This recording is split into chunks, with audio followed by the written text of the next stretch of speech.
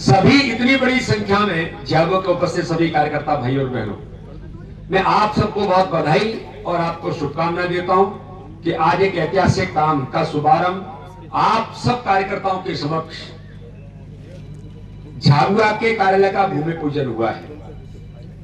माननीय मुख्यमंत्री जी आज प्रधानमंत्री से मिलने गए थे, इसलिए यहां नहीं पहुंचे, वो इसलिए उनको रुकना पड़ा। उन्होंने दिल्ली से ही हमें संबोधित किया। लेकिन आज का दिन भारतीय जनता पार्टी झाबुआ के लिए महत्वपूर्ण दिन है, क्योंकि झाबुआ का जो क्षेत्र है, झाबुआ के क्षेत्र में सामाजिक दृष्टि से और भारतीय जनता पार्टी के काम की दृष्टि से माननीय प्रधानमंत्री नरेंद्र मोदी जी के नेतृत्व में और हमारे गृह मंत्री जिन्होंने भारतीय जनता पार्टी के अध्यक्ष रहते दुनिया का सबसे बड़ा दल बनाने में जिन्होंने अथक मेहनत और परिश्रम पूरे देश के अंदर किया, ऐसे आदरणीय अमित शाह जी की यह कल्पना थी कि भारतीय जनता पार्टी का कार्यालय प्रत्येक जिले के अंदर बनना चाहिए। हम कार्यकर्ता आधारित संगठन है और एक कैडर बेस्ड ऑर्गेनाइजेशन मात्र कहने के लिए नहीं है। मंच पर आज ये नेतृत्व है, कल आप में से कोई आ जाएगा। तो भारतीय जनता पार्टी पद्धति पर काम करते हुए सतत प्रक्रिया में काम करने वाला संगठन है। व्यक्ति आएंगे, व्यक्ति जाएंगे, कोई सांसद बनेगा, कोई विधायक बनेगा, कोई मंत्री बनेगा, कोई अध्यक्ष बनेगा, लेकिन भारतीय जनता पार्टी का जो स्थायित्व है ये जिंदगी भर समाज में चरैवेती के मंत्र के साथ चलता रहेगा। इसलिए ये कार्यालय हम सबके लिए है। आज भानु जी हमारे जिले के अध्यक्ष हैं, लेकिन एक एक कार्यकर्ता की भूमिका, जो अभी हमारे संगठन महामंत्री जी कह रहे थे कि कार्यालय में एक एक कार्यकर्ता की भूमिका उसे लगना चाहिए कि इस कार्यालय का निर्माण कौन कर रहा है, तो इस कार्यालय का निर्माण मैं कर रहा हूं, मेरी भी इस कार्यालय के निर्माण में भूमिका है। तो आज जितने कार्यकर्ता यहां पर हैं, 20 हमारे मंडल हैं, 3 हमारी विधानसभाएं हैं और लगभग 1,27,000 कितनी सदस्यता हुई है, 1,27,000 के करीब अभी संगठन पर्व के सदस्यता के अभियान में हमारे कार्यकर्ता सदस्य बने हैं। मैं ये नहीं कहता कि कौन क्या देगा, 1 रुपया भी अगर कोई कार्यकर्ता देगा उसकी अपनी क्षमता के अनुरूप, तो उसका भी बड़ा योगदान इस कार्यालय के निर्माण में होगा। अभी प्रदेश के कार्यालय का निर्माण भी चल रहा है।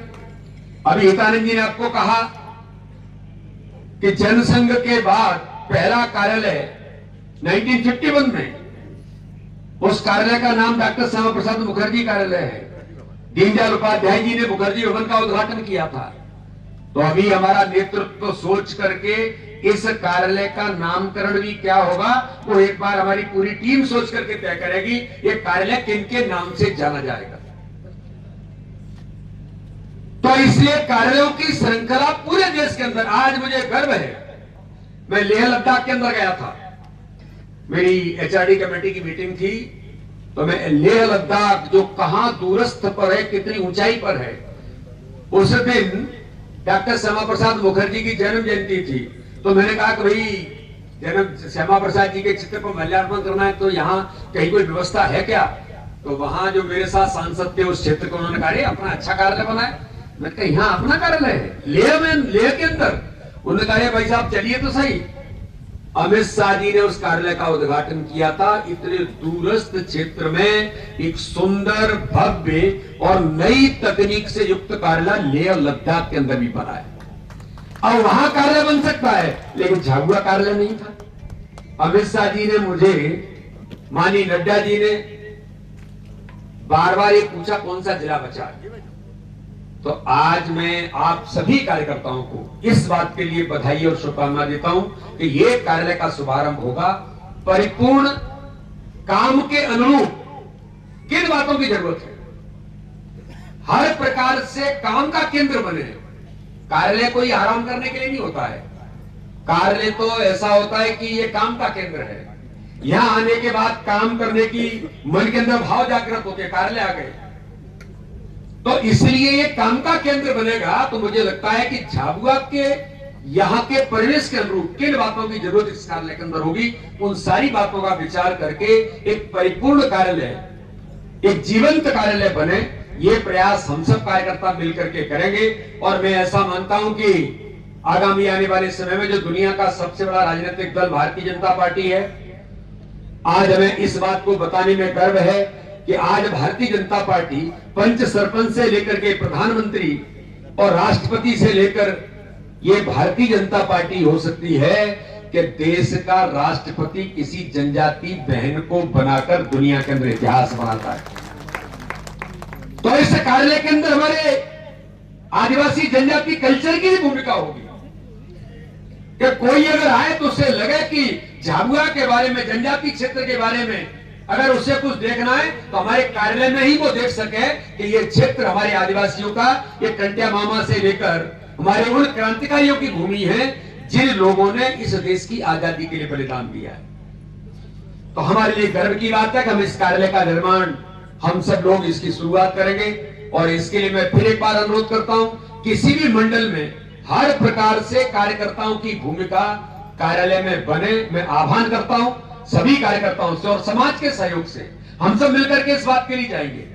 अगर भानु जी को, निर्मला जी को लगेगा कि, अनिता जी को लगेगा कि भाई साहब आप एक दिन 2 दिन देख करके कार्यालय के निर्माण के लिए लोगों के पास जाना है, तो मैं भी चलूंगा, गीतानंद जी भी चलेंगे, हम सब मिलकर के। पर कार्यालय समाज के सहयोग से, कार्यकर्ताओं के द्वारा यह कार्यालय का निर्माण होगा।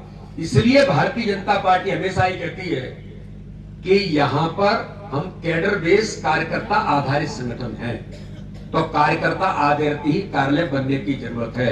एक व्यक्ति बना सकता है, मैंने कुछ नामों का उल्लेख किया, आप कहोगे तो अकेला व्यक्ति बना देगा, लेकिन भारतीय जनता पार्टी कभी ऐसा नहीं करती। तो भारतीय जनता पार्टी तो आपकी है, भारतीय जनता पार्टी तो इनकी है, भारतीय जनता पार्टी तो कार्यकर्ताओं की है। तो एक एक कार्यकर्ता की भूमिका हमारे जनप्रतिनिधि और एक एक मंडल का कार्यकर्ता भी प्लानिंग करके कि हम सब आएंगे और अभियान चला करके कार्यालय के निर्माण के लिए सब लोगों से सहयोग भी लेंगे और एक अच्छे कार्यकर्ताओं का निर्माण का केंद्र बनेगा।